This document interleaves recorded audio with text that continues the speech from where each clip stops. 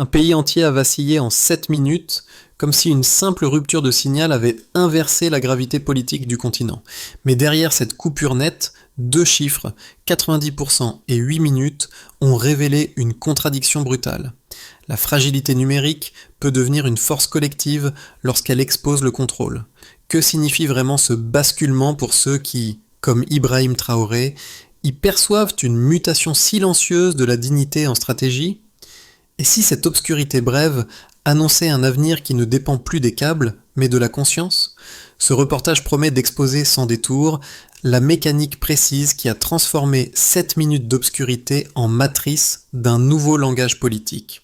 Il s'agit de comprendre, en 10 à 12 mots, comment une coupure ciblée peut redéfinir la souveraineté numérique et révéler ce que les bilans officiels omettent. Derrière l'écran noir tanzanien, une vérité plus vaste se dessine. Lorsqu'un pays disparaît momentanément du réseau, ce ne sont pas seulement les données qui chutent, mais l'architecture même de la confiance qui se fissure. Cette tension constitue l'enjeu réel, un espace où la dignité collective affronte la tentation du contrôle total.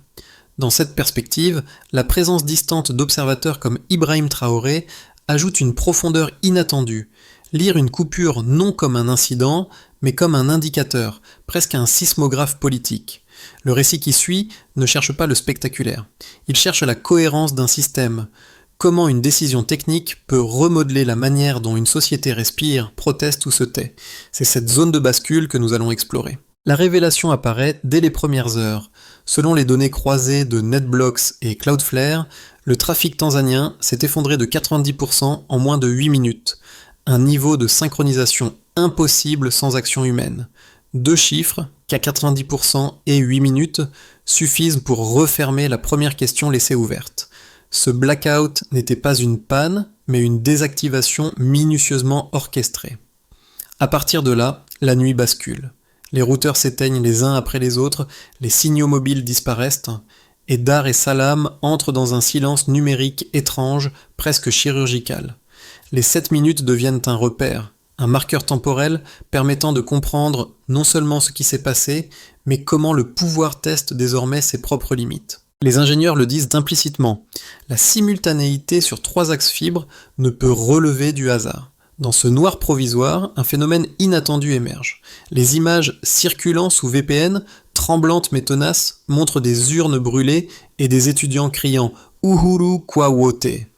Ces fragments, circulant malgré la coupure, créent un contre-récit que personne ne contrôle plus, un fil que le pouvoir ne peut plus couper. Au même moment, une jeune étudiante de 22 ans, Aïcha, pose un selfie accompagné d'une phrase simple « S'ils éteignent le net, nous parlerons dans la rue » et transforme la panne en langage.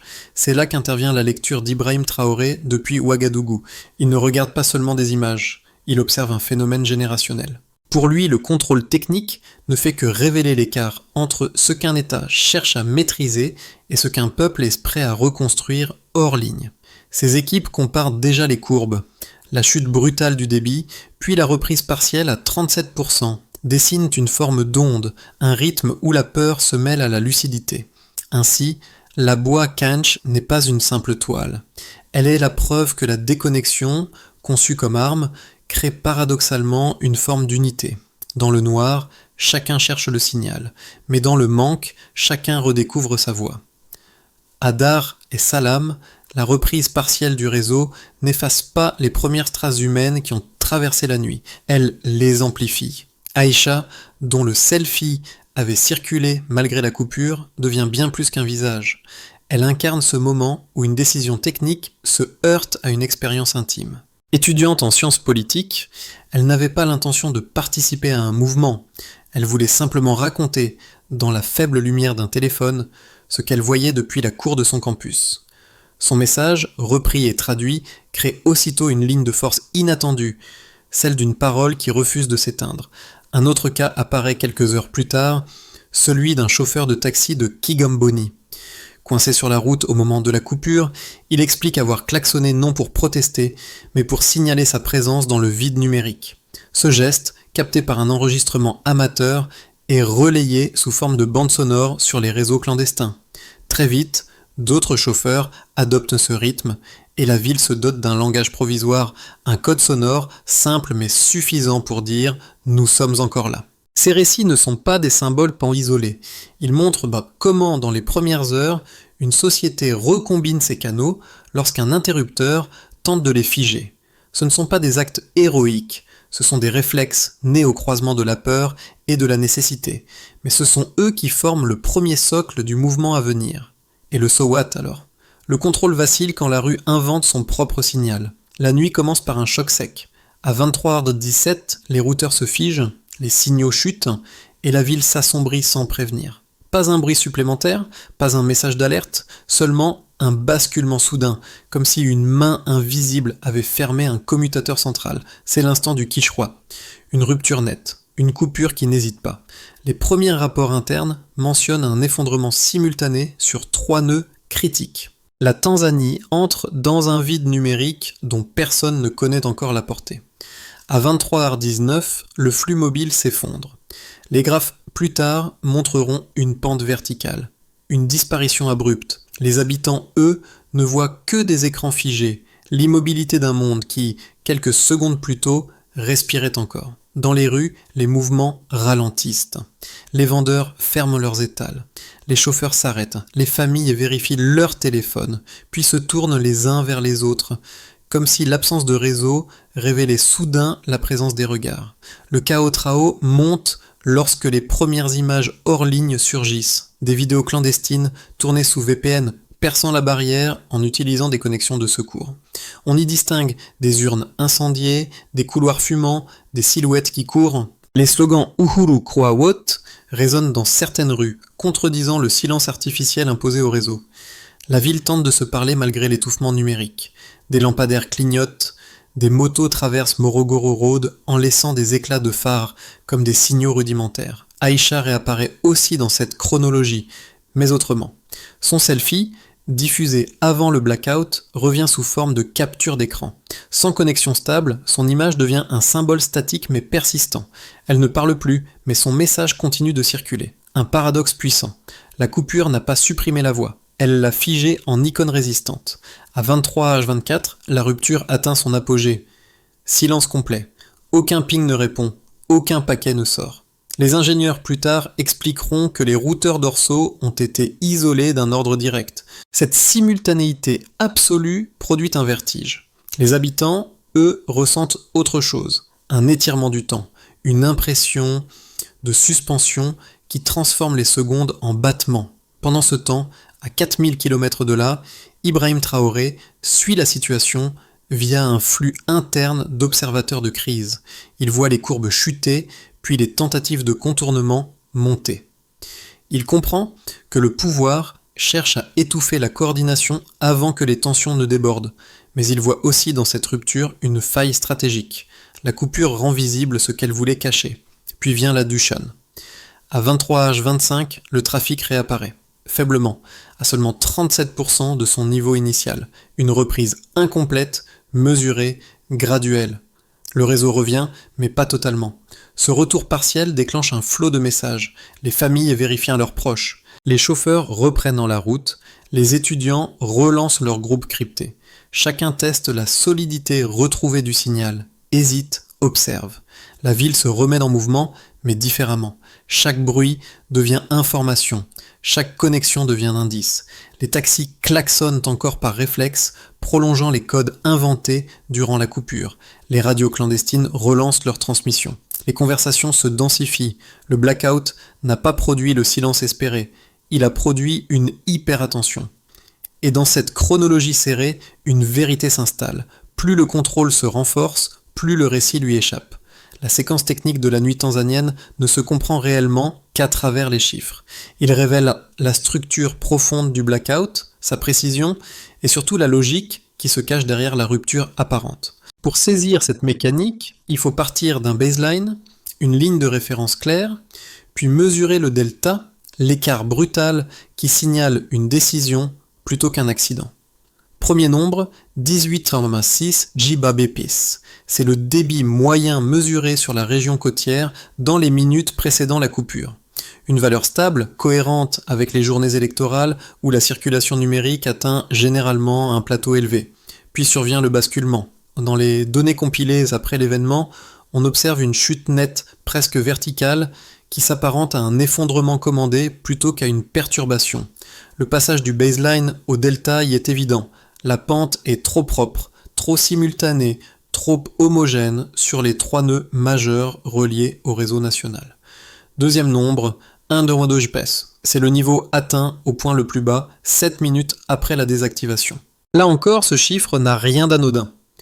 Il n'évoque pas une coupure absolue, mais un étranglement. Une réduction drastique qui laisse passer un mince filet, juste assez pour que les systèmes de contrôle continuent à fonctionner sans permettre une véritable communication publique.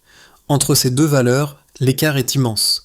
Plus de 93% du trafic absorbé dans un vide numérique. Ce delta raconte une intention, pas une panne. Les ingénieurs interrogés sous anonymat décrivent la même chose.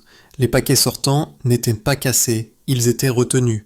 Troisième nombre, 4000 connexions interrompues par seconde. C'est la moyenne calculée à partir des logs VPN et des serveurs relais régionaux durant la période de blackout. Ce volume illustre l'ampleur du choc. Ce n'est pas seulement un problème technique, c'est une respiration collective stoppée net. À partir de ces 3 repères, une courbe globale se dessine. Dans les 2 premières minutes, on voit une décroissance violente. Dans les 2 suivantes, une stabilisation autour d'un niveau quasi nul. Enfin, à partir de la 6e minute, une oscillation légère, comme si une main relâchait doucement la pression sur la vanne. La reprise progressive à 23h25, atteignant seulement 37% du trafic initial, confirme cette intention de contrôle partiel. Pas de retour spontané, pas de rétablissement naturel. Plutôt une reconstruction graduée, surveillée, probablement séquencée par bloc d'accès. Les données latérales le montrent également. Les connexions vers les serveurs relais du Rwanda augmentent de façon exponentielle dans l'heure qui suit. Les utilisateurs tentent par vagues successives de contourner l'étouffement. Les pics d'activité sur les ports VPN témoignent d'une mobilisation silencieuse mais déterminée. Le contrôle technique a créé une pression et cette pression a généré une réaction de contournement. Ce mouvement numérique fait apparaître une logique paradoxale. Plus le flux officiel se ferme, plus le flux clandestin s'ouvre. Le delta technique crée un delta social. Les habitants apprennent à lire les micro-variations de signal, à deviner les moments où les pare-feux se relâchent, à utiliser des relais improvisés. La déconnexion officielle engendre une reconnexion officieuse presque organique. Ainsi, la section chiffrée n'est pas un simple tableau. Elle raconte une lutte silencieuse, ligne après ligne, baisse après hausse. Elle expose un affrontement invisible entre contrôle vertical et adaptation latérale. Et dans ces courbes, on voit moins une panne qu'un test, celui de la capacité d'un peuple à respirer sous pression numérique. Pour comprendre la portée du blackout tanzanien, il faut d'abord restituer avec précision les 2 thèses qui s'affrontent. La première, défendue par une partie de l'appareil d'État, avance une justification cohérente en apparence, la stabilité nationale. Selon ce camp, la montée de la désinformation, les tensions électorales et les risques de débordement exigeraient une mesure rapide, presque chirurgicale. Couper temporairement l'accès serait, dans cette logique, un moyen d'éviter une escalade. Un jour de silence contre une décennie de fractures, affirme-t-il. L'argument se veut rationnel, ancré dans la nécessité de protéger les infrastructures et la continuité institutionnelle. En face, la seconde thèse met en avant une lecture fondée sur la dignité, la transparence et la confiance. Pour ses défenseurs, l'obscurité numérique ne dissout ni les peurs ni les tensions, elle les déplace. Les données recueillies après la coupure montrent d'ailleurs une hausse marquée de l'usage des VPN, preuve que les citoyens n'ont pas cherché le calme, mais un accès alternatif à la parole. Le blackout devient ainsi non un outil de protection, mais un déclencheur de méfiance. Dans cette vision, la stabilité imposée cache un coût moral, celui d'un pouvoir qui choisit de réduire la voix de ses habitants au moment même où elle devrait être entendue. Les 2 positions ne s'excluent pas totalement. Chacune repose sur une crainte réelle, la crainte du chaos et la crainte de la confiscation. Mais le test décisif vient des chiffres. Le collapse synchronisé de 90% du trafic, les 4000 connexions interrompues par seconde et la reprise partielle à 37% ne correspondent ni à une fuite incontrôlée ni à une panne mécanique. Ils dessinent une inintentionnalité. Et c'est cette intentionnalité qui affaiblit l'argument sécuritaire. On ne prévient pas un débordement en retirant aux citoyens l'unique espace où circulent preuves, alertes et vérifications. Le Stillman ne consiste donc pas à démolir un camp, mais à éclairer ce qui manque à chacun. La stabilité invoquée ne dit rien du coût humain. La dignité défendue ne nie pas les risques. Pourtant, les données convergent. Un pouvoir qui coupe le signal affaiblit la confiance qu'il prétend préserver. Le silence fabrique une fissure. Cette idée s'impose au milieu du récit, quand les effets secondaires du blackout cessent d'être dispersés pour devenir lisibles. La coupure n'a pas éteint la parole. Elle l'a déplacée, fragmentée, réinventée. Dans les rues de Dar es Salaam, les codes naissent spontanément. Des champs codés, des papiers glissés sous les portes, des murmures qui deviennent réseaux parallèles. Ce ne sont plus des réactions isolées, c'est une architecture alternative, bricolée mais cohérente. À cet instant, quelque chose bascule. Le contrôle, pensé comme dissuasion, révèle sa propre limite. En cherchant à comprimer, il densifie. En voulant retenir, il réveille. Et c'est précisément ce que perçoit Ibrahim Traoré, observant à distance cette transformation inattendue du rapport entre technique et esprit. Il voit que l'infrastructure peut céder, mais que la circulation symbolique, elle, persiste. La Midway Point n'est donc pas un retournement spectaculaire, mais un constat net. Le pouvoir peut éteindre les câbles, pas la fréquence humaine. Cette fissure n'est ni bruit, ni chaos. C'est une lucidité neuve, qui traverse la ville, comme une onde souterraine, prête à modifier tout ce qui viendra après. Lorsque la fissure du midpoint s'ouvre, elle ne reste pas théorique. Elle produit des lignes d'impact mesurables, tangibles, qui redessinent la manière dont un pays et son environnement absorbent un blackout. Les effets ne se propagent pas de façon uniforme. Ils se structurent autour de 4 zones, 4 dynamiques, qui émergent dès les premières heures suivant la coupure. Dans les couloirs du pouvoir, la maîtrise initiale se transforme en piège administratif. Privées de connexion stable, les institutions perdent leur capacité à vérifier les flux, à coordonner les services ou à stabiliser le discours officiel. Des fragments de rapports internes laissent apparaître une chute de productivité évaluée à 27%, résultat d'un système conçu pour fonctionner dans la transparence numérique minimale. L'intention de contrôle se retourne contre son auteur. La coupure, censée ramener l'ordre, fabrique une zone de brouillard où l'autorité avance à tâtons. Le calme affiché devient immobilité. Les associations, groupes religieux, organisations de quartiers et collectifs informels se réorganisent presque instantanément. Sans réseau, ils réactivent des méthodes anciennes. Tracts, relais humains, traduction multilingue. Les mots d'Aïcha, reproduits, imprimés, murmurés, circulent comme une litanie nouvelle. Dans les prières du vendredi, un terme se répète, ouasie, transparence. Ce glissement n'est pas spectaculaire, il est méthodique. La société civile troque la vitesse contre la densité. Au lieu de crier, elle articule. L'absence de signal crée paradoxalement un tissu plus serré. Pour cette génération formée aux outils numériques, le blackout n'est pas une fin, mais un rite d'initiation. Les étudiants créent des veillées, organisent des cercles de discussion hors ligne, développent des stratégies d'évitement. Des groupes entiers apprennent à coder des messages courts pour être transmis oralement. L'idée de dignité prend une autre forme, moins revendicative, plus structurelle. Ibrahim Traoré, dans un échange analysé à Ouagadougou, identifie ici un motif crucial, la dignité comme logiciel à réécrire. La jeunesse transforme la panne en apprentissage collectif.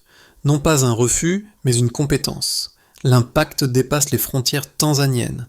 Les chancelleries d'Afrique de l'Est observent une chute de 18% de la confiance des investisseurs en 3 semaines. Les hashtags Ouazi et Nous brûlons encore franchissent les frontières et s'installent dans les conversations de Nairobi, Kigali et Kampala. Le blackout devient une référence géopolitique, une démonstration involontaire de la vulnérabilité structurelle des infrastructures régionales. Dans ce miroir, chaque capitale voit sa propre fragilité. Les analystes parlent de crise informationnelle, un nouveau registre qui n'est ni militaire ni économique, mais quelque chose de plus diffus, plus insidieux. Curiosity Loop, mode midpoint. Le silence fabrique une fissure. Dedans, la fissure devient conséquence, la conséquence devient système, et le système finit par échapper à son maître. Sur l'horizon des 12 prochains mois, la trajectoire tanzanienne se décline en 3 scénarios distincts. Il ne repose ni sur des prédictions mécaniques, ni sur la répétition d'événements passés, mais sur les lignes de force révélées par le blackout. La tension entre contrôle et confiance, la plasticité de la société civile, la réactivité de la jeunesse connectée et la sensibilité régionale aux secousses numériques. Dans cette version, le gouvernement consolide un environnement numérique filtré. Les plateformes locales fonctionnent, mais sous observation. Les connexions VPN sont tolérées tant qu'elles ne structurent pas de mobilisation politique directe. Les institutions rétablissent progressivement leur productivité sans revenir totalement à la transparence d'avant-crise. La confiance populaire reste fissurée, comme un verre réparé mais jamais intact. C'est un scénario d'équilibre précaire.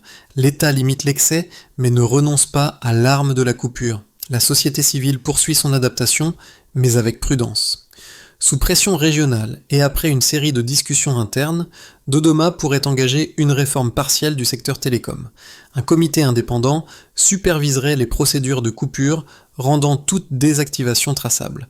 Les universités adopteraient des modules de formation sur la souveraineté numérique. Aïcha deviendrait un symbole civique évoqué dans plusieurs études de cas. Dans ce scénario, certains dirigeants reconnaissent que la dignité publique, lorsqu'elle est respectée, sert la stabilité plus sûrement que la contrainte technique. Plusieurs analystes africains salueraient cette évolution comme un seuil éthique nouveau. Ibrahim Traoré, dans ce cadre, citerait la Tanzanie comme exemple de bascule constructive. Ici, les signaux VPN sont criminalisés. Les journalistes indépendants se dispersent. Les étudiants les plus actifs quittent le pays, attirés par Nairobi ou Kigali, où les infrastructures sont plus stables. Une partie de la jeunesse tanzanienne se replie vers des canaux cryptés, créant une diaspora numérique fragmentée. À court terme, le gouvernement retrouve un calme apparent. À long terme, il consacre une fracture durable entre institutions et citoyens. La perception internationale se dégrade, et les investissements régionaux reculent. La coupure, au lieu d'être une parenthèse, devient un précédent. Face à ces 3 chemins, une règle simple s'impose. La stabilité sans confiance est une illusion coûteuse. La question n'est donc pas de choisir le scénario le plus confortable, mais celui qui reconnaît que la parole citoyenne, même imparfaite, vaut mieux qu'un silence imposé. Dans cette étape du récit, la distance entre Dar et Salam et chaque spectateur commence à se réduire. L'histoire ne reste plus confinée à une chronologie technique ou à un débat institutionnel.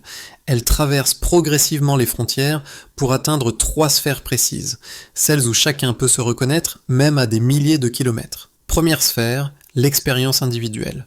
Beaucoup se souviennent d'un moment où un simple écran noir a provoqué un malaise, une rupture infime mais perceptible dans la continuité du quotidien. La coupure tanzanienne amplifie ce sentiment. Elle montre ce qui se produit lorsque le silence n'est plus accidentel mais intentionnel. Ce miroir interroge chaque spectateur sur sa propre dépendance au flux numérique, non pas pour la condamner, mais pour la comprendre. Deuxième sphère, les liens sociaux. La panne révèle à quel point la communication est devenue l'ossature invisible de nos relations. Quand un pays perd le signal, ce ne sont pas seulement les données qui disparaissent, ce sont les habitudes de contact, de coordination, de partage. La société tanzanienne a compensé en réinventant des réseaux physiques. Cette ingéniosité pose une question directe au lecteur. Saurions-nous, nous aussi, recréer un tissu de solidarité hors ligne ? Troisième sphère, la perception du courage. Le récit d'Aïcha, des taxis klaxonnants, des relais humains, renvoie à un courage non spectaculaire, un courage ordinaire, celui qui consiste simplement à maintenir une parole vivante. Ce courage discret interpelle. Il n'appartient pas qu'aux grandes crises. Il existe dans chaque geste qui refuse l'effacement, chaque décision de raconter ce qui est vu, même lorsqu'aucun réseau ne garantit la transmission. Ainsi, P11 ne cherche pas à émouvoir par le drame, mais à rappeler que la fragilité du signal révèle souvent la force de ceux qui continuent d'agir dans son absence. La nuit tanzanienne ne devient utile que si elle sert de matrice à une méthode. Pas un idéal abstrait, mais une mécanique concrète. Un plan mesurable, capable de transformer une épreuve en architecture durable. 5 leviers se dégagent, chacun adapté aux vulnérabilités révélées par le blackout et validées par les discussions régionales sur la souveraineté numérique. Chaque pays doit identifier ses points d'entrée Internet, connaître ses fournisseurs critiques et repérer les nœuds qui concentrent trop de pouvoir technique. Sans cette topographie, aucune résilience n'est possible. Le stockage des données dans des centres souverains réduit l'emprise d'acteurs extérieurs. Le Burkina Faso, sous l'impulsion d'Ibrahim Traoré, expérimente déjà des serveurs mutualisés ouest-africains, démontrant qu'une approche régionale peut diminuer la fragilité individuelle. Les universités, radios communautaires et lycées doivent enseigner la sécurité numérique, les outils décentralisés, la navigation cryptée. Une société qui comprend les risques ne panique pas quand le signal s'effondre. Elle s'adapte. Une désactivation d'Internet doit devenir un acte réglementé, public, justifié et soumis à un contrôle civil indépendant. Tant que la coupure reste opaque, elle reste arme. Quand elle devient procédure, elle peut être contestée et limitée. Inspirée des réseaux énergétiques, une coalition de souveraineté numérique permettrait de mutualiser les capacités, les relais, les backups et de réduire les zones de vulnérabilité. Aucun pays ne peut affronter seul une crise de cette nature. Ainsi, cette feuille de route n'est pas un rêve, mais un garde-fou collectif, un moyen de faire de la lumière un choix, non un accident. La scène revient, comme un souffle persistant. Une seule bougie posée sur les marches de l'université, vacillante mais tenace. Aïcha n'y apparaît plus, pourtant sa présence s'inscrit dans la lueur qui résiste au vent, la même lueur qui avait traversé la nuit, lorsque les écrans étaient devenus muets. Cette flamme modeste, reprise en photo par des étudiants anonymes, devient un motif récurrent. Non pas un symbole figé, mais une respiration. Elle rappelle ce que la panne avait révélé. La fragilité du signal peut parfois éveiller la force d'une mémoire collective.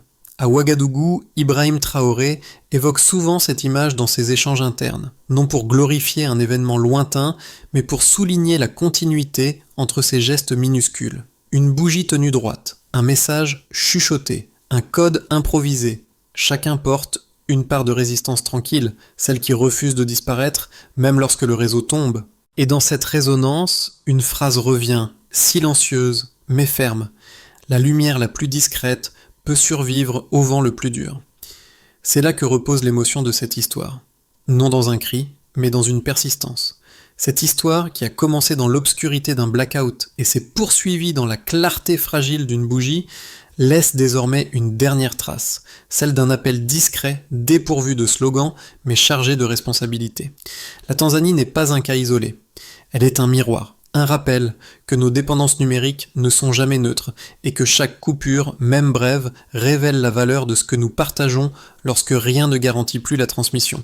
Ce récit n'invite ni à la peur, ni à la méfiance. Il invite à l'attention, cette forme de vigilance simple, presque quotidienne, qui consiste à écouter avant que le silence ne retombe, à transmettre ce qui compte avant que le flux ne s'éteigne. Les gestes d'Aïcha, des chauffeurs, des étudiants ou des anonymes montrent que préserver une voix collective n'exige pas des héros, mais des témoins. Alors, une question demeure douce mais essentielle. Que faisons-nous, chacun à notre échelle, pour que la prochaine coupure n'emporte pas notre mémoire ?